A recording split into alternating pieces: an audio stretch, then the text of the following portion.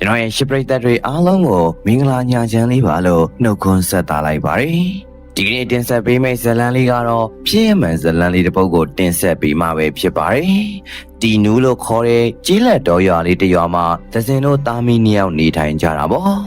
့သဇင်ဆိုတာကတော့အသက်20ကျော်အရွယ်မိန်းကလေးတစ်ယောက်ဖြစ်ပြီးတက္ကသိုလ်ကျောင်းသူတူလည်းဖြစ်ပါတယ်။သဇင်ဟာမွေးကလေးကအလွန်အင်မတန်မှကိုရှစ်စရာကောင်းလွန်းလာတဲ့မျက်နှာလေးကိုပိုင်ဆိုင်ထားသူတစ်ယောက်ပေါ့ဗျာ။အပြိုပေါက်ဖြစ်လာလေးသဇင်ရဲ့အလားတရားတွေကပုံမူပြီးတော့ပေါ်လွင်လာလေးပါပဲ။သဇင်ရဲ့မိဘတွေဟာတောသူတောင်သားတွေဖြစ်ကြပြီးလေယာလုပ်ငန်းတွေပဲအသက်မွေးဝမ်းကြောင်းပြုကြတာပေါ့။ရွာကလေးဟာအရင်အချိန်တွေတုန်းကတော့လူသူအယောက်အပေါက်နေပေမဲ့အခုအချိန်မှာတော့ခရီးသွားတွေမကြာခဏရောက်လာတတ်ပါတယ်။ခရီးသွားတွေဟာတီနူးရွာမှာရှိတဲ့လက်ဖက်ဆိုင်ကင်တွေကိုလာရောက်လေ့လာပြီးဓာတ်ပုံရိုက်ယူသွားတတ်ကြတာပေါ့။တီနူးရွာမှာရှိကြတဲ့ရွာသူရွာသားအများစုဟာလက်ဖက်ဆိုင်ပြီးအသက်မွေးဝမ်းကြောင်းပြုကြပါတယ်။သဇင်တို့မိသားစုတွေကလည်းရွာတွေကလူတွေနဲ့အတူလက်ဖက်ဆိုင်တဲ့လုပ်ငန်းကိုပဲလုပ်ကိုင်ကြတာပေါ့။သဇင်ဟာတူဒီတော်သမီးဖြစ်ပြီးအမေတခုသမီးတခုဘဝနဲ့နေထိုင်နေတဲ့ကောင်းမလေးတစ်ယောက်ပဲဖြစ်ပါတယ်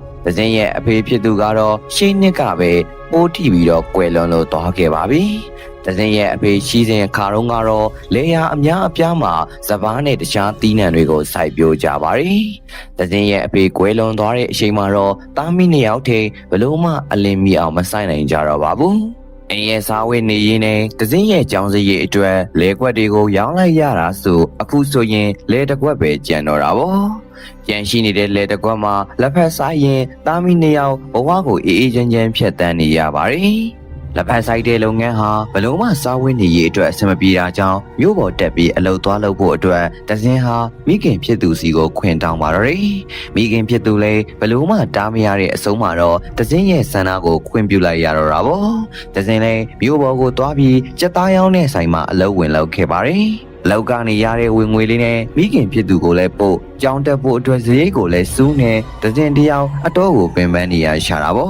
့သဇင်တယောက်အလုပ်လုပ်ဖို့ဆုံးဖြတ်လိုက်တာကလည်းအကြောင်းအရင်းတော့ရှိတာပေါ့ဗျာအားလည်းရက်တွေမှာတော့မိခင်ဖြစ်သူစီကိုပြန်လာတတ်ပါတယ်သဇင်အမေဟာသူ့သမီးစိတ်ဆင်းရဲမှကြောက်တဲ့အတွက်အိမ်ရဲ့စီးပွားရေးအဆင်မပြေမှုတွေကိုလုံးဝမပြောပြခဲ့ပါဘူး။ဒါပေမဲ့လည်းအကင်းပါတဲ့သဇင်ဟာအိမ်ရဲ့စီးပွားရေးအဆင်မပြေတာတွေကိုရိပ်မိလို့နေခဲ့ပါတယ်။သဇင်ရဲ့အမေကတော့စိုက်ပျိုးရေးအဆင်မပြေမဲ့အတူတူတကွက်ထဲကျန်နေတဲ့လဲလေးကိုရောင်းလိုက်ဖို့အတွက်သဇင်နဲ့အကြိမ်ကြိမ်တိုင်ပင်ပါတော့တယ်။ဒါပေမဲ့လည်းသဇင်ဟာအဖေရဲ့အမွေဖြစ်တဲ့ရှန်လေးကိုတော့မရောင်းလိုက်ဖို့အတွက်အမေကိုတောင်းဆိုခဲ့တာပေါ့။မြို့ပေါ်မှာအလုပ်လုပ်ပြီးလာစဉ်အမေကိုထောက်ပံ့ပါမယ်လို့ကတိပေးပြီးရှန်လေးကိုမရောင်းဖို့အတွက်ကတိတောင်းလိုက်ပါတယ်။မိခင်ဖြစ်သူကတော့ရှန်ကိုသာရောင်းလိုက်ဖို့အတွက်စိတ်အားထက်သန်ရပါဘော။ဒါပေမဲ့လည်းသဇင်တယောက်နောက်ဆန်တင်းပြီးကြောင်းမတက်မှစိုးရိမ်တဲ့အတွက်အတိုင်းအခက်မလုပ်တော့ပဲငြိမ်နေခဲ့တာပါ။တပတ်လောက်ကြာပြီးတဲ့အချိန်မှာတော့သဇင်တယောက်မြို့ကိုပြန်လို့သွားပါတယ်။မြို့ကိုပြန်သွားပြီး3လလောက်ကြာတဲ့အချိန်မှာတော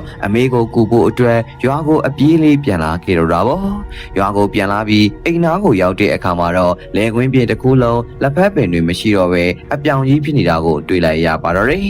လက်ဖက်ပင်တွေကိုမတွေ့ရတော့တာကြောင့်သဇင်တယောက်အတော့ကိုဒေါသထွက်လို့သွားခဲ့တော့တာပေါ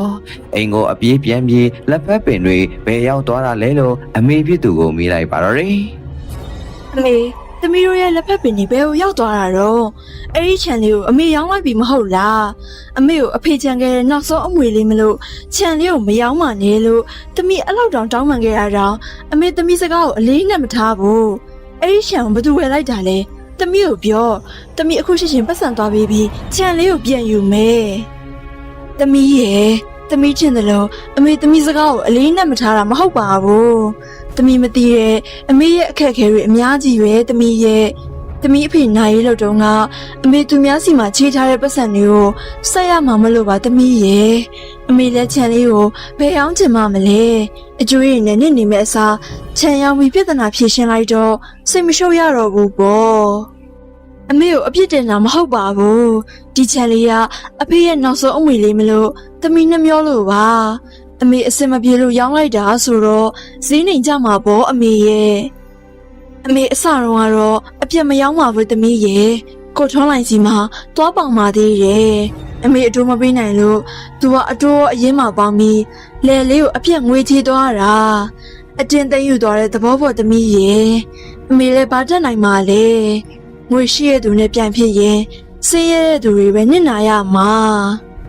တစင်လဲမိခင်ဖြစ်သူရှင်းပြတာတွေကိုနားထောင်ပြီးတဲ့နောက်မှာတော့အမေဖြစ်သူခံစားနေရတာတွေကိုနားလည်လို့သွားကြတော့တာပေါ့လဲကိုအပိုင်သိမ်းလိုက်တဲ့ကိုလိုင်ထောပေါ်ကိုပဲဒေါသတွေပုံအောင်လိုက်ပါတော့တယ်နောက်ဆုံးမှာတော့ဝမ်းနေလွန်းတာကြောင့်တာမီနှစ်ယောက်စလုံးရှုံးပွဲကြငိုကြွေးပါတော့တယ်နောက်တနေ့မနေ့ရောက်တဲ့အချိန်မှာတော့ကိုလိုင်တွန်းဟာကားမောင်းပြီးရွာထဲကိုဝင်လာခဲ့ပါတယ်။အကြောင်းကတော့သူသိမ်းထားတဲ့လယ်ကွက်တွေကိုလာကြည့်တာပေါ့။အပေါင်ခံထားတဲ့ရွာသားတွေရဲ့လယ်တွေကိုလိုက်ကြည့်နေတော့မှပဲဒဇင်တို့အိမ်ရှိကိုရောက်ရှိလို့လာပါတယ်။ရုတ်တရက်ရှုံးမောလှပတဲ့ဒဇင်ကိုလှမ်းတွေးလိုက်ရတာကြောင့်ကားကိုရက်ပြီးဒဇင်တို့အိမ်ထဲကိုဝင်လို့လာခဲ့တာပေါ့။ကိုလိုင်ထွန်းလိုလူမျိုးကအမျက်မရရင်ဘာမှမလုပ်တာကြောင့်တရွာလုံးရဲ့ရှင်ဖက်ကြီးဖြစ်လို့နေပါတယ်။ဒေါ်လေးမှာအရင်ရှော့တဲ့သမီးတယောက်ရှိတယ်ဆိုတာကိုကျွန်တော်လည်းမသိရပါလားဗျာအခုတော့ဒီအိမ်ရှိကနေဖြတ်သွားလို့ကျွန်တော်လှမ်းတွေ့လိုက်ရတာဒေါ်လေးကအရန်လျှို့ဝှက်တာပဲဗျာဒါနဲ့စကားမဆက်ဒီကညီမလေးရဲ့နာမည်ကရောဘလို့ခေါ်လဲမသိဘူးနော်အပန်းမကြီးရင်တစ်ချက်တော့ဖြေပြီးလို့ရမလားဗျာကိုလိုင်ထွန်းရဲ့စကားကိုကြားတဲ့အခါမှာတော့ဒဇင်တယောက်ဒေါသထွက်နေတဲ့မျက်လုံးတွေနဲ့လှိုင်ထွန်းကိုစိုက်ကြည့်ခဲ့လိုက်ပါတယ်ဒဇင်ရဲ့အကြည့်တွေဟာစကားမပြောပြမယ်လို့လေလှိုင်ထွန်းပေါ်ထားတဲ့သူ့ရဲ့အမုန်းတရားတွေကတော့ပေါ်လွင်လို့နေပါတယ်။တေချာစိုက်ကြည့်ပြီးတဲ့နောက်မှာတော့ဒဇင်တယောက်ဘာစကားမှမပြောတော့ပဲအိမ်ပေါ်ကိုပြေးတက်လို့သွားခဲ့တာပေါ့။ကိုလိုင်ထွန်းလည်းအိမ်အောက်ကနေဒဇင်ကိုလိုက်ကြည့်ပြီးကြံ့နေခဲ့ပါတော့တယ်။ဒဇင်ရဲ့အမေဟာတမီးလေးကိုအညှိုးထားမှစိုးတာကြောင့်ကြားထဲကနေပဲတောင်းပန်စကားဆိုလိုက်ပါတော့တယ်။ အော်မောင်လိုက်ထွန်းအားလာလိုက်တာကွယ်တမီးလေးကိုဝေမယူပါနဲ့နော်တမီးလေးရဲ့ကိုစားအန်တီယာပဲတောင်းပန်ပါတယ်တမီးလေးကကလေးပဲရှိသေးတာဆိုတော့ဘာမှအလိုက်မသိလို့ပါတမီးလေးကိုအပြစ်မမြင်ပါနဲ့နော်အန်တီထက်ပြီးတောင်းပန်ပါတယ်ကွယ် ဒဇင်ရဲ့အမေဘလောက်ပဲတောင်းပန်လှိုင်တွန်းတယောက်ဟာဒေါသထွက်ပြီးပြန်လို့သွားခဲ့ပါတယ်။အိမ်ကိုပြန်ရောက်သွားပြီးမြဲအတွေးထဲမှာတော့ဒဇင်ရဲ့ပုံရိပ်တွေကသာစိုးမိုးလို့နေခဲ့တာပေါ့။စိတ်ကိုဘလို့မှမထိန်နိုင်တော့ပဲတပည့်ဖြစ်တဲ့ရွှေမိုးကိုဖုံးခေါ်ပြီးသူ့စီအမြန်လာဖို့အတွက်ပြောလိုက်ပါတယ်။ဟဲ့ရွှေမိုးမင်းငါးစီကိုအမြန်လာခဲ့ကွာ။မင်းကိုပြောစရာတွေအများကြီးရှိတယ်။အကူအညီလည်းတောင်းစရာရှိလို့ကွာ။အကျိုးအကြောင်းကိုခဏနေရင်မင်းရောက်မှပြောပြမယ်။မြန်လာခဲ့ကြလား။နောက်ကြလို့ကတော့ငါအကြောင်းကိုမင်းသိရနော်။မြန်လာခဲ့ကွာငါစောင့်နေမယ်။လိုင်ထွန်းလေးရွှေမိုးသူစီရောက်လာတဲ့အခါမှာတော့အကျိုးအကြောင်းအားလုံးပြောပြလိုက်တော့တာပေါ့။အားလုံးပြောပြီးတဲ့နောက်မှာတော့နှစ်ယောက်သားအယူတွေလိုအော်ဟေးရင်ရေမောကြပါတော့တယ်။ဟဲ့ရွှေမိုးငါမင်းကိုခိုင်းစရာရှိရဆိုမှတ်မိတယ်မလား။အများကြီးလုပ်ပေးစရာမလိုပါဘူးကွာ။ငါခိုင်းတာတစ်ခုလောက်လုပ်ပေးရင်ပဲရပါပြီ။ငါသင်းကိုကြိုက်တယ်ကွာ။ငါကြိုက်တယ်ဆိုပြီးသူ့ကိုဖွင့်ပြောပြရင်လေသူကလက်ခံမှာမဟုတ်ဘူးကွာ။အဲ့ဒီကောင်မလေးကတော်တော်ကိုကောင်းပါလား။ကောင်းကောင်းပြောလို့မရရင်တော့ထုံးစံအတိုင်းလူကိုအပိုင်သိမ့်မယ်ကွာငါရဲ့မယားအဖြစ်ခဏပဲပေါင်းပြီးငါမကြိုက်တော့ရင်တော့မင်းယူလိုက်ဖို့မဟုတ်ဘူးလားမင်းအတွက်ရှုံးမရှိပါဘူးရွှေမိုးရကဲငါပြောသလိုမင်းလုံးဝလားမလုပ်ဘူးလားပြောဒီလောက်ဆိုရင်မင်းကြီးနဲ့တင်ပြီနော်ရွှေမိုးလည်းလှိုင်ထွန်းရဲ့စကားကိုကြားတဲ့အခါမှာတော့အကျဉ်းနဲ့ကြီးကျဉ်နဲ့လို့သွားခဲ့ပြီးပြုံးဖြီလို့နေပါတော့တယ်တစင်းရဲ့ကံကြမ္မာအဆိုးဝါးဆုံးနေ့ကိုရောက်လာပြီဆိုတာတာမီနှစ်ယောက်စလုံးမသိခဲ့ကြရှာပါဘူးမိုးရီတဲကြီးမဲကြီးရွာနေတဲ့တညမှာတော့တစင်းအမိဟာအိမ်အောက်မှာလှမ်းထားတဲ့အဝတ်တွေကိုတွားယုံနေခဲ့ပါတယ်အဲ့ဒီအချိန်မှာပဲအမိုက်လောက်တောင်တန်ဖိုးမရှိတဲ့လိုင်ထွန်းနဲ့ရွှေမိုးတို့ဟာကားတစ်စီးနဲ့တစင်းအိမ်ကိုဝင်လို့လာခဲ့တာပေါ့အော်မောင်လိုက်ထွန်းတို့ပါလားဘာကိစ္စများရှိလို့လဲကွယ်ညကြီးအချိန်မတော်ကြီးရောက်လာတာဆိုတော့အတော်ရင်ထိတ်လိုက်တာတူကိစ္စမရှိဘူးဆိုရင်လေမနှက်မှလာပါလားကွယ်အတော်တို့ကတာမီနှစ်ယောက်တည်းနေတာဆိုတော့မသိတော်လို့ပါကိစ္စရှိတာဗောဗျာကိစ္စရှိတာမှတော်တော်ကိုအရေးကြီးတာပွင့်ပွင့်လင်းလင်းပြောရရင်တော့အတော်သမီးကိုလာခေါ်တာဗျာအတော်သမီးကိုခေါ်သွားပြီးတော့ကျွန်တော်မိန်းမလှုပ်ခိုင်းမလို့ဗျာရှင်းပြီလားလိုင်ထုံးနဲ့ရွှေမိုးတို့ဟာဘာမှမသိသလိုရဲကြည့်နေတဲ့ဒဇင်အမေကိုလှောင်ရဲလို့နေခဲ့ကြတာပေါ့ဒဇင်အမေလည်းအရိုင်းဆိုင်နှစ်ယောက်ရဲ့အပြုတ်အမူကိုတီးမခံနိုင်တော့ပဲအိမ်ထဲကနေထွက်သွားဖို့ပြောလိုက်ပါတော့တယ်နင်ငါအိမ်ထဲလာပြီးရိုင်းဆိုင်လာကြီးလားလှိုင်ထွန်းရဲ့ဟာငါသမီးကိုနှစ်မိန်းမလုပ်ဖို့လာခေါ်တယ်ဟုတ်လားဒီလောက်တောင်လွဲသလားနင်ခေါ်ထုတ်သွားရအောင်ငါသမီးကဟင်းရွက်ကစုံရက်လည်းမဟုတ်ဘူးနင်အခုချက်ချင်းလာရလန်တိုင်းပြန်သွားပါငါအိမ်ကိုနောက်ထပ်ဘယ်တော့မှနေမလာနဲ့ တစင်အမေလည်းဒေါသအရင်ထွက်သွားပြီးတတိတွေဘာတွေနားမလည်တော့ပါဘူးမောင်းထုတ်တာကိုခံလိုက်ရတဲ့လှိုင်ထွန်းတယောက်မခံမရနိုင်အောင်ဖြစ်ပြီးတစင်အမေကိုတေချာစိုက်ကြည့်နေတော့တာပေါ့ခဏကြာတဲ့အချိန်မှာတော့တပည့်ဖြစ်သူရွှေမိုးကိုအိမ်မော်ထက်မှရှိနေတဲ့တစင်ကိုတွားခေါ်ဖို့အတွက်အမိန့်ပေးလိုက်ပါတော့တယ်အဲ့ရွှေမိုးအခုချက်ချင်းအပေါ်ကကောင်မကိုတွားခေါ်ခဲ့စမ်းဒီဘွားကြီးကလည်းကောင်းကောင်းညှိလို့ရမယ့်ပုံမပေါ်ဘူးကွာအေးစစ်စစ်မှပြောလို့မရရင်တော့အကျန်းကြီးနဲ့ပဲလောက်ရတော့မှာပေါ့ကွာဘာမှခွင့်တောင်းစရာမလိုဘူးတွားအပေါ်ထဲမှာရှိတဲ့သူသမီးကိုတွားခေါ်လာခဲ့စမ်းရွှေမိုးလေးအပေါ်တက်မှာရှိနေတဲ့သင်းကိုတွားခေါ်ဖို့အတွက်အပေါ်တက်ကိုအပြေးလေးတက်သွားပါတော့တယ်။သင်းအခန်းထဲကိုရောက်သွားတဲ့အခါမှာတော့သင်းခမအပြစ်အပြတ်အားလုံးကိုအိမ်မော်တက်ကနေကြည်ပြီးတည်သွားပုံရတာပေါ့။အခန်းတောင်လေးမှာတုံတုံရီနဲ့ထိုင်နေချတာပါ။လူယုံမှာရွှေမိုးကလည်းသင်းကိုအခန်းတောင်ကနေအပြင်ကိုဆွဲခေါ်လို့လာခဲ့ပါတယ်။တသင်ခမအသေးအတန်ရုံးကန်နေခဲ့ပေမဲ့လို့လေယောက်ျားအားနဲ့မိန်းမဆိုတော့လေဘလို့မှအားအင်ကမမျှတာပဲတသင်ခမအိမ်အောက်ကိုပါသွားခဲ့ရရှာပါတယ်အမေရေအမေသမီးကိုကဲပါအောင်သူတို့သမီးကိုခေါ်သွားကြတော့မယ်သမီးမလိုက်ချင်ဘူးသမီးကိုကဲပါအောင်တသင်တယောက်အသေးအတန်ရုံးကန်ရင်မိုးရီထဲမှာအော်ဟင်းငိုကြွေနေတာပေါ့တသင်အမေလည်းမာနာကိုခွာရှားပြီးသမီးကိုပြန်လွတ်ပေးဖို့အတွက်လှိုင်ထွန်းစီမှာတောင်းပန်နေခဲ့ရှာပါတယ်မောင်လိုက်ထွန်းရဲ့အန်တီလေးတန်းမမနဲ့ပြောခဲ့မိရင်တောင်းပန်ပါတယ်အန်တီသမီးကိုလွတ်ပေးပါနော်အန်တီရှိကြီးခိုးပါတယ်အန်တီသမီးလေးကိုလွတ်ပေးပါနော်ဘာမှမလုပ်ပါနဲ့အန်တီမောင်လိုက်ထွန်းစီမှာတင်တဲ့အကျွေးလည်းမရှိတော့ဘူးလေအန်တီရဲ့လက်ဖက်ခင်းကိုလည်းမောင်လိုက်ထွန်းယူသွားပြီပဲကျင်းလိုက်ပါတော့အန်တီသမီးကိုဘာမှမလုပ်ပါနဲ့နော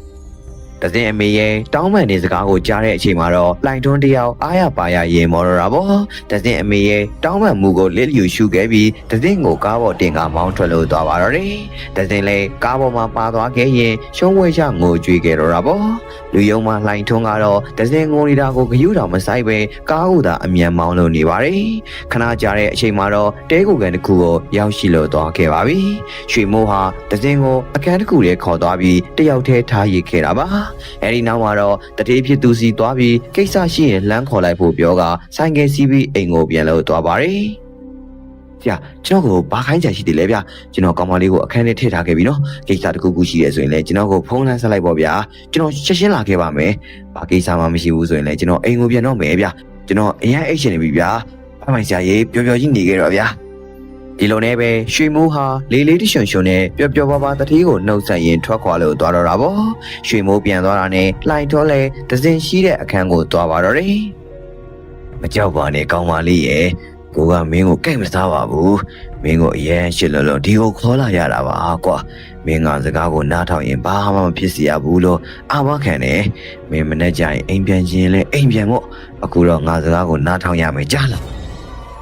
းလိုင်ထွန်းတယောက်စကားပြောပြီးတဲ့အခါမှာတော့တနာမျက်လုံးတွေနဲ့တစင်းကိုအသေးအတန်စိုက်ကြည့်လို့နေခဲ့ပါတော့တယ်။ရုတ်တရက်တစင်းလက်ကိုလှမ်းဆွဲလိုက်ပြီးအိယာဘော်ကိုတွန်းလဲခဲ့လိုက်တော့တာပေါ့။နောက်ဆုံးမှာတော့လူယုံမှလှိုင်ထွန်းဟာတစင်းရဲ့အပြိုစင်ဘဝကိုဖျက်ဆီးခဲ့လိုက်ပါတော့တယ်။တစင်းလည်းအင်အားမမျှတာကြောင့်ဘလို့မှမယုံခံနိုင်တော့ပဲလှိုင်ထွန်းပြုတ်သမျှနူရပါတော့တယ်။တစင်းခမရုပ်ပိုင်းဆိုင်ရာရောစိတ်ပိုင်းဆိုင်ရာပါထိခိုက်နာကျင်ခံစားနေရပါပြီ။လူဘဝမှာမနေကြတော့ပဲသူ့ကိုယ်သူအဆုံးစီရင်ခြင်းနဲ့စိတ်တွေတောင်ဖြစ်လို့လာခဲ့ပါပြီ။တသင်ဟာတဏီကုံလုံးညရောက်တဲ့အထိအခန်းထဲကနေအပြင်ကိုမထွက်ပဲထိုင်ပြီးတော့ငိုကြွေးလို့နေခဲ့တာပါ။အစာပိုင်းမှာတော့လှိုင်ထွန်းဟာတစင်းကိုရှော့မော့နေခဲ့ပေမဲ့ကြာလာတာနဲ့အမျှစိတ်မရှိတော့ပါဘူး။အရှက်မပါပဲတနာတစ်ခုတည်းနဲ့သာတစင်းကိုပေါင်းဖက်ဖို့ခေါ်လာခဲ့တာကြောင့်လူယုံမှလှိုင်ထွန်းတယောက်ကြကြရှိရှိတီးမခံနိုင်ဘူးပေါ့။ဗီဇာတွေပေါ်လာပြီးနောက်ဆုံးမှာတော့တစင်းကိုလဲပင်ညက်တက်တဲ့အထိဖြစ်လို့လာပါတော့တယ်။တစင်းခမစူးစမ်းပြီးရုန်းကန်နေခဲ့ပေမဲ့လို့လည်းဘလို့မှရုန်းကန်လို့မရတော့ပဲနောက်ဆုံးမှာတော့အသက်ထွက်လို့သွားခဲ့တော့တာပေါ့။တစင်းသေဆုံးသွားပြီးတဲ့နောက်မှာတော့လူယုံမှလှိုင်ထွန်းဟာတပည့်ဖြစ်သူရွှေမိုးကိုဖုံးဆက်ပြီးခေါ်ကအလောင်းလာယူခိုင်းခဲ့လိုက်ပါတယ်။ဖျောက်ရွှေမိုးမင်းအခုချက်ချင်းငါစီလာမှရမယ်ကွာငါဒီကောင်မကိုတတ်လိုက်မိပြီသူ့ရဲ့အလောင်းကိုမင်းလာယူပြီးတော့ဖျောက်လိုက်ကွာငါပြောတာကိုကြားလားမင်းငါစီကိုအမြန်ဆုံးလာခဲ့ကွာရဲရီတီသွားရင်ပြဿနာတွေဒီတက်ပို့ပြီးရှုပ်ကုန်နေမယ်ဘယ်သူမှမသိခင်မင်းအလောင်းကိုလာဖျောက်ကွာငါရွာသားရီနာကတိန်းထားတဲ့လက်ကွက်အပိုင်းတွေရှိတယ်အဲ့ဒီလက်ကွက်ထဲမှာအလောင်းကိုတွားမြုပ်လိုက်ပေါ့ဆရာဘာတွေပြောနေတာဘုံဗျဘာဖြစ်လို့အတန်တွေကအဲ့လိုတုံနေရတာလဲမင်းစကားသိပ်များတာပဲကွာမင်းငါစီကိုအခုချက်ချင်းလာမှဖြစ်မှာကွာဒီရောက်ရင်အကျိုးအကြောင်းကိုမင်းအကုန်သိရမှာပေါ့ကွာမြင်လာတာပဲ ရွေမိုးလည်းဆရာဖြစ်သူခေါ်တာကြောင့်ရှက်ရှင်းရောက်လို့လာခဲ့ပါတယ်ရရောက်ရှင်အခန်းထဲကအလောင်းကိုကြည့်ပြီးအန်အော်တကြီးဖြစ်လို့နေခဲ့တော့တာပေါ့မလို့ရှင်မေလို့လေတတိရဲ့အမိတ်ဆိုတော့မလွန်ဆန်နိုင်ခဲ့ပါဘူးဒီလိုနဲ့ပဲဘသူမှမတွေ့ခင်အလောင်းကိုအိတ်ထဲကတင်းချိုင်ဟောင်းဘေးနားမှာရှိတဲ့လေကွက်ထဲကိုတည်သွားပါတော့တယ်လေကွက်ထဲကိုရောက်တဲ့အခါမှာတော့အလောင်းကိုမြုပ်ဖို့အတွက်မြေကြီးစတူတော့တာပေါ့အချိန်အတော်ကြာအောင်တွင်းတူပြီးတဲ့နောက်မှာတော့အလောင်းကိုမြုပ်ဖို့အတွက်အစင်သင်းဖြစ်လို့သွားခဲ့ပါပြီရွှေမိုးလည်းအလောင်းကိုမြုပ်မယ်ဆိုပြီးအကြီးတွေကတစင်းစီကိုရောက်သွားပါတော့တယ်တစင်းကိုတေချာကြည့်လေလှလေဖြစ်တာကြောင့်ဘလုံးမှစိတ်မထိန်နိုင်တော့ပဲဘသူမှမမြင်ဘူးဆိုတဲ့စိတ်နဲ့တစင်းကိုထပ်မံစော်ကားလိုက်ပါတော့တယ်တစင်းကတေးသွားတာတော့မှလှနေရုံပဲကွာညံလာပါတွေကငါစိတ်ကိုတက်ကြွအောင်ဆွဲဆောင်နေတာပဲဘသူမှမရှိဘူးဆိုတော့မမြုပ်ခင်နင်းနဲ့ပျော်သွားလိုက်အောင်ပဲရွှေမိုးတယောက်သူ့ရဲ့တနာစိတ်တွေကိုဘလုံးမှမထိချုံနိုင်တော့ပဲအသက်မရှိတော့တဲ့သစင်းကိုစော်ကားလိုက်ပါတော့တယ်အဲဒီနောက်မှာတော့သူ့ကိုယ်သူမလုံးမလဲဖြစ်ပြီးသစင်းရဲ့အလောင်းကိုတွင်းထဲထက်ကအမျက်မြုပ်ပြီးလဲကွင်းထဲကနေရှက်ရှင်းထွက်ပြေးလို့သွားပါတော့တယ်ဒီလိုနဲ့ပဲအလောင်းကိုမြုပ်ပြီး9ရက်ပြည့်တဲ့နေ့မှာတော့လိုင်ထွန်းတယောက်သူ့အိမ်ရှိမှထိုင်ပြီးအရက်ထိုင်တောက်လို့နေခဲ့ပါတယ်အရက်တောက်နေရင်ရုတ်တရက်လမ်းပေါ်ကိုကြည့်လိုက်မိတဲ့အချိန်မှာတော့အမျိုးသမီးတယောက်ကိုတွေ့ခဲ့လိုက်ရတော့တာပေါ့အဲဒီအမျိုးသမီးဟာသူ့စီလာနေခဲ့ပါတယ်။လာနေတဲ့အမျိုးသမီးလည်းတစင်နဲ့ပုံစံနဲ့တူတာကြောင့်သူ့ကိုယ်သူမယုံကြည်နိုင်ဖြစ်ပြီးမျက်လုံးတွေကိုအကြိမ်ကြိမ်ပုတ်ကထပ်ဖန်တလဲလဲကြည့်နေခဲ့မိတာပေါ့။လိုင်တွန်းတယောက်အချိန်မှရက်နေတဲ့မိန်းကလေးကိုတေချာပြန်ကြည့်တဲ့အချိန်မှာတော့တစင်ဖြစ်လို့နေခဲ့ပါတယ်။တစင်ဟာရုတ်တရက်လှပတဲ့မိန်းကလေးပုံစံကနေအင်မတန်မှကိုကြောက်စရာကောင်းတဲ့ပုံစံအဖြစ်ကိုပြောင်းလဲလို့သွားခဲ့တာပါ။မျက်လုံးတွေပြူးကျလာပြီးတကူလုံးမှလည်းရှွန့်တွေဖုံတွေကအပြေပါပဲ။နာကြီးမှုအပြေနဲ့လူယုံမှလိုင်ထွန်းကိုတတ်ဖို့အတွက်လှုပ်တော့တာပေါ့။လိုင်ထွန်းတယောက်သူများကိုတတ်တုံးကတတ်ပြီးသူ့အလဲကြားမှာတစင်းကိုအတနာခံလို့နေခဲ့ပါတယ်။နေကဒစင်မဟုတ်လားငါစီမလာနဲ့နေကတည်သွားပြီလေတော်အဝေးကိုထွက်သွားစမ်းငါစီကိုမလာနဲ့ငါတောင်းမှပါတယ်ဟာငါစိတ်မထိန်နိုင်လားလို့နင်းကိုတတ်ခဲ့မိတာပါငါကိုခွင့်လို့ပါဒစင်ရဲ့ငါကိုမတတ်ပါနဲ့လူရောက်မှာကဘာအခုမှကြောက်ပါပြီလေငါ့ကိုမညာမတာနှမချင်းကိုချင်းမစားဘူးငါ့ကိုရဲရဲဆက်ဆက်နင်းတက်ပစ်ခဲ့ရတာငါ့ကိုမယုံမှာပါနဲ့လို့နင့်ကိုအကြိမ်ကြိမ်တောင်းပန်ခဲ့ရတာနဲ့ငါ့ကိုနင်းစော်ကားခဲ့တယ်စော်ကားရုံတင်မကဘူးငါ့ကိုပါနင်းတက်ပစ်ခဲ့တာလေဘာအခုမှကြောက်ပါပြီလေငါ့ကိုမတောင်းပန်နဲ့နင့်ကိုဘယ်တော့မှခွင့်မလုပ်ဘူးနင့်လိုလူမျိုးကညီလေးတယ်ဒီကဘာမှရှိဖို့မထိုက်တန်ဘူးတတင်လေလိုင်ထွန်းလဲကျသွားအောင်လိုင်ထွန်းရဲ့ရင်ဘတ်ကိုကန်ခဲ့လိုက်တော့တာပေါ့လိုင်ထွန်းတယောက်မြေပြင်ပေါ်ကိုလဲကျသွားတဲ့အချိန်မှာတော့လိုင်ထွန်းရဲ့ရင်ဘတ်ကိုရှင်းအောင်နဲ့ဖိပြီးတက်ပစ်ဖို့အတွက်လုပ်ပါတယ်လိုင်ထွန်းတယောက်မသေးခင်မှာမရှိမဆန့်ဝေဒနာကိုခံစားသွားခဲ့ရရှာတာပေါ့တော်သားထွက်နေတဲ့တရေမသစင်းကိုလိုင်ထွန်းဘလို့မှမရှင်းနိုင်ခဲ့ပါဘူး။လေပင်တွေကိုလက်နဲ့ညှစ်ထားပြီးနားနဲ့မျက်စိတွေကနေသွေးတွေထွက်လာတဲ့အထိမရက်တန်ခဲ့ဘူးပေါ့။နောက်ဆုံးမှာတော့လိုင်ထွန်းတယောက်သစင်းရဲ့လက်ချက်နဲ့ပဲအသက်ထွက်လို့သွားခဲ့ပါတော့တယ်။လိုင်ထွန်းအသက်ထွက်သွားတာတော့မှသစင်းခမအခုအချိန်ထိဒေါသတွေမပြေနိုင်ခဲ့သေးပါဘူး။လိုင်ထွန်းရဲ့အလောင်းကိုကြည့်ပြီးအတန်အကျယ်ကြီးနဲ့အော်ဟစ်လို့နေခဲ့သေးတာပေါ့ဗျာ။အဲဒီညမှာပဲရွှေမိုးဟာဆိုင်ကယ်ကိုမောင်းရင်အိမ်ကိုပြန်လို့လာနေခဲ့ပါတယ်။ရုတ်တရက်ဆိုင်ကယ်မောင်းနေတော့မှပဲအပေါ်သွားကျင်လာတာကြောင့်ဆိုင်ကယ်ကိုရက်လိုက်ပြီးတစ်ပင်တစ်ပင်ရဲ့အနားမှာအပေါ်သွားဆွန်ခဲ့တော့တာပေါ့တစ်ပင်နားမှာအပေါ်ဆွန်နေတော့ရုတ်တရက်လေအေးတွေတိုက်ခတ်လာခဲ့တာကြောင့်ရွှေမိုးတကူလုံးကြက်သိန်းတွေတပြင်းပြင်းချလို့နေပါတယ်တစုံတယောက်ရဲ့တစ်ကိုင်းချောက်နင်းတန်တွေကိုကြားပြီးမကြခင်မှာပဲတရေမသစင်ဟာသူ့ရဲ့အရှိကနေပေါ်ထွက်လို့လာတော့တာပေါ့သစင်ဟာမျက်လုံးပြူးပြူးကြီးတွေနဲ့ရွှေမိုးကိုစိုက်ကြည့်ပြီးအော်ဟစ်လို့နေခဲ့တော့တာပေါ့ရုတ်တရက်ရွှေမိုးရဲ့လေပင်ကိုလှမ်းညစ်ပြီးအပေါ်ကိုဆွဲမြောက်လိုက်ပါတော့တယ်ရွှေမိုးခမအပေါ်ကိုမရောက်အောက်ကိုမရောက်နဲ့ဖြစ်နေခဲ့ပြီးအသက်ရှူရကျက်လို့လာခဲ့တော့တာပေါ့နေလဲလူယုံမှာပဲအယိုးကျွေးပြီးခိုင်းရင်အမိတရန်ရန်နဲ့ခွေးလိုပဲခိုင်းသမျှအကုန်လုံးတဲ့အကောင်နင်တထေးယုံမှာတလို့နင်လဲယုံမှာတာပဲအသက်မရှိတော့တဲ့ငါရဲ့အလောင်းရောအလွတ်မပေးပဲစော်ကားရဲတယ်လူယုံမှာရွှေမိုးနင်သေးပြီတော့တစင်လေရွှေမိုးအသက်ရှူမရတော့အောင်ရွှေမိုးရဲ့လေပင်ကိုအတင်းညှစ်လို့ထားခဲ့လိုက်တာပေါ့ရွှေမိုးတယောက်ဘလို့မှအသက်ရှူမရတဲ့အဆုံးမှာတော့တတိလစ်ရှင်လာသလိုဖြစ်လာပါတော့တယ်အဲ့ဒီအချိန်မှာပဲရုတ်တရက်သူ့ပေါင်းမိအိတ်ကက်ထဲမှာအဆောင်ပါလာတာကိုပြန်မှတ်မိသွားတာပေါ့တရေမောင်တဲ့နင်ငါ့ကိုဘာမှလုပ်လို့မရတော့ဘူးငါပေါင်းမိအိတ်ကက်ထဲမှာအဆောင်ပါလာတာကိုငါပြန်မှတ်မိပြီဟာဒီအဆောင်နဲ့ဆိုရင်နင်လည်းငါ့ကိုပြန်ခုခံနိုင်မှာမဟုတ်တော့ဘူးနင်ရဲ့အခေါင်းထဲမှာပဲနင်သွားပြန်ပြီးအိတ်လိုက်တော့ပြော့ဟဲ ရွှေမိုးလည်းအဆောင်ကိုကိုင်းပြီးတစင်းရဲ့နဖူးပေါ်ကိုကတ်လိုက်ပါတော့တယ်။တစင်းလည်းမီးနဲ့ရှိုးတလို့ခံစားလိုက်ရတာကြောင့်အော်ဟစ်လို့နေကြတော့တာပေါ့။တစင်းရဲ့ခန္ဓာကိုယ်ကနေအနက်ရောင်မီးခိုငွေတွေထွက်လာပြီးအဝေးကိုလွင့်စင်ထွက်လို့သွားခဲ့ပါတော့တယ်။တစင်းရဲ့မျက်နှာလည်းဖြူဖက်ဖြူရောဖြစ်လာခဲ့ပြီးအာမရှိတော့သလိုဖြစ်လို့သွားခဲ့တော့တာပေါ့။နားနှစ်ဖက်ကိုလက်နဲ့ပိတ်ထားပြီးဘာကူမှဂယုမဆိုင်နိုင်တော့ပဲအော်ဟစ်လို့နေခဲ့ပါတော့တယ်။အဆောင်ရဲ့အစွမ်းဟာတရေတွေကိုနှိမ်နှင်းနိုင်ပြီးတရေတွေကိုငရဲကြသလိုခံစားရစေပါတယ်။တရေမသစင်းဟာအဆောင်အစွမ်းကြောင့်ရုတ်တရက်မျက်လုံးတွေမမြင်ရတော့ပဲမှုံဝါလို့လာခဲ့တော့တာပေါ့။သစင်းအဲ့ဒီလိုဖြစ်နေတာကိုအခွင့်ကောင်းယူပြီးရွှေမိုးတယောက်ဆိုင်ကနဲ့မောင်းပြေးပါတော့တယ်။ရွှေမိုးတယောက်ဘေးပဲညာကိုတော့မကြည့်နိုင်တော့ပဲအရှိကိုသာမောင်းပြေးလို့နေခဲ့တော့တာပေါ့။ဆိုင်ကကိုအရှင်ပြင်းပြင်းနဲ့မောင်းလာနေတော့မှပဲအရှိကနေလူတယောက်ကရုတ်တရက်ပေါ်လာခဲ့တာကြောင့်အရှိကလူကိုရှောင်ဖို့အတွက်ဆိုင်ကယ်ကိုအမြန်ကွေ့ခဲ့လိုက်ရပါတယ်။ဆိုင်ကယ်ဟာဘလုံးမအရှိန်မထိန်နိုင်တော့ပဲလမ်းဘေးမှာရှိနေတဲ့တိုင်တွေနဲ့တိုက်မိပြီးမီးလောင်ကရွှေမိုးတယောက်အနိစ္စရောက်လို့သွားပါတော့တယ်။ရွှေမိုးရဲ့ခန္ဓာကိုယ်ဟာလည်းဆိုင်ကယ်မောက်တဲ့အရှိန်ကြောင့်နှစ်ပိုင်းပိုင်းလို့သွားခဲ့ပြီးသူ့ရိုင်ထဲမှာလဲလို့နေခဲ့တော့တာပေါ့။တရေမသစင်လဲရွှေမိုးအလောင်းကိုကြည့်ပြီးကျေလောင်တဲ့အတန်ကြီးတွေနဲ့ထက်မှန်အောင်ဟစ်လို့နေပြန်ပါတယ်။အဲ့ဒီအရှိန်ကစပြီးတရေမသစင်ဟာတနာကြီးတဲ့အမျိုးသားတွေကိုရွေးချယ်ပြီးတက်ဖြစ်ဖို့အတွက်ပြစ်မှတ်ထားခဲ့တော့တာပေါ့မကြာခဏဆိုလို့မိမလာလေးအဖြစ်ဟန်ဆောင်ပြီးယောက်ျားတွေကိုမြူစေကတက်ဖြတ်လေးရှိပါတယ်ဒီလိုနီလန်းနဲ့ပဲတနာကြီးတဲ့ယောက်ျားတွေကိုတယောက်ပြီးတယောက်တက်ပစ်ခဲ့တော့တာပေါ့တစ်ဖက်မှာလည်းတစင်းရဲ့မိခင်ဟာတစင်းအိမ်ကနေခေါ်ထုတ်သွားခံရတဲ့နေ့ကနေစားပြီးထမင်းမစားနိုင်မအိမ်နိုင်ပဲတငုံငိုတရေရင်နဲ့ဖြစ်နေရှာပါတယ်။နေ့တိုင်းလိုသမီးပြန်လာမယ်လမ်းမှာသမီးဖြစ်သူကိုမျှော်နေရင်အိမ်ကြီးကကွက်ပစ်ကလေးမှာပဲထိုင်နေတတ်တာပေါ့။တရေမသစင်းလည်းကလေးစားရှည်ရမယ့်သူတွေကိုကလေးစားရှည်ပြီးဖြစ်တာကြောင့်ကျွတ်လွတ်ချိန်တန်လာပြီးမဟုတ်လားဗျာ။ကျွတ်လွတ်ရှင်ပေမဲ့လို့လေအလောင်းကိုလူမသိသူမသိမြုပ်ကန်ထားခဲ့ရတာကြောင့်အလောင်းကိုခေါ်ပြီးပရိတရားနာပေးဖို့အတွက်မိခင်ဖြစ်သူကိုအိမ်မက်ပေးပါတော့တယ်။တညမှာတော့သစင်းရဲ့အမေနှစ်ရှက်ရှက်အိပ်ပျော်နေတော့မှပဲသစင်းရဲ့ငိုချိုက်တန်ကိုရုတ်တရက်ကြားလိုက်ရတာပေါ့။အမေရဲ့သမီးရဲ့ခေါ်တံကိုအမေကြားရလားယင်ကျေးဇူးပြုပြီးအမေသမီးကိုကယ်ပါနော်သမီးဒီလောကကြီးရဲ့မှာမရှိတော့ဘူးလူရုံမှနိုင်ထွန်းသမီးကိုတက်ပြီးတင်ချိုင်းပေးရလဲခွက်လေးမှာတွားမြုပ်ထားရတယ်အမေသမီးရဲ့အလောင်းကိုဖော်ပြီးဆရာတော်တွေနဲ့တရားစာတွေရုပ်ခမ်းပြီးမှပြန်တကြိုပေးပါနော်အဲ့လိုမှသမီးကျွတ်လွတ်နိုင်မှာ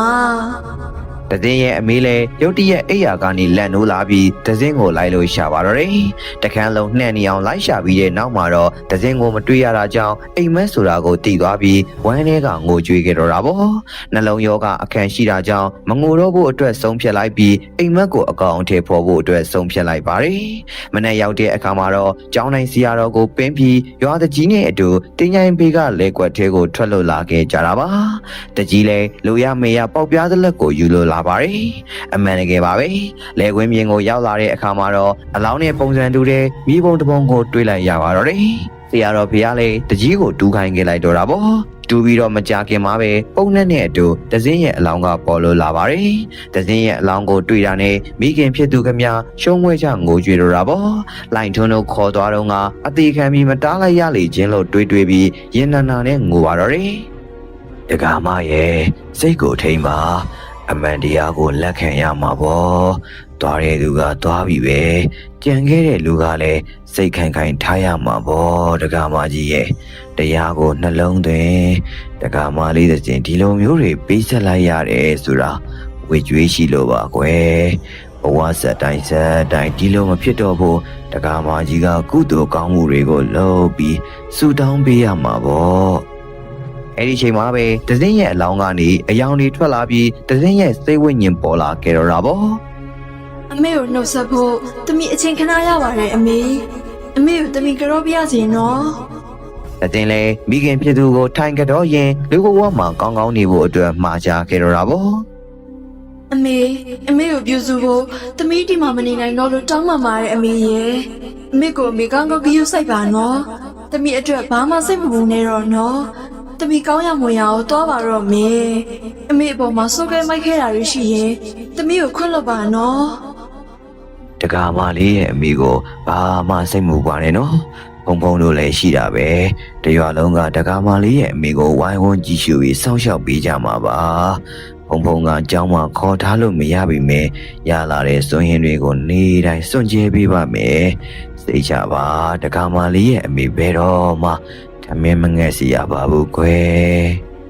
ဟုတ်ပါတယ်သမီးရဲ့စိတ်ဖြောင်းဖြောင်းနဲ့သွားပါနော်သမီးရဲ့အမေကိုဦးလေးတို့တွေစောင့်ရှောက်ပေးပါမယ်ကွယ်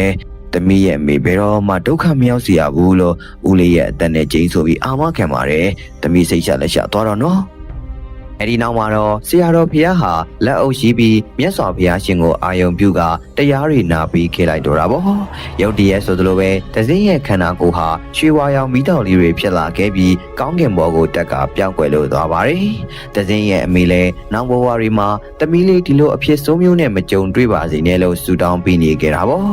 အစာပိုင်းမှာတော့လှိုင်ထွန်းနဲ့ရွှေမိုးတို့တေဆုံးသွားကြတာကိုအပြေရှာလို့မရပြီမဲ့နောက်ဆုံးမှာတော့တစင်းရဲ့လက်ရက်ဆိုတာကိုတီးသွားကြပါတော့တယ်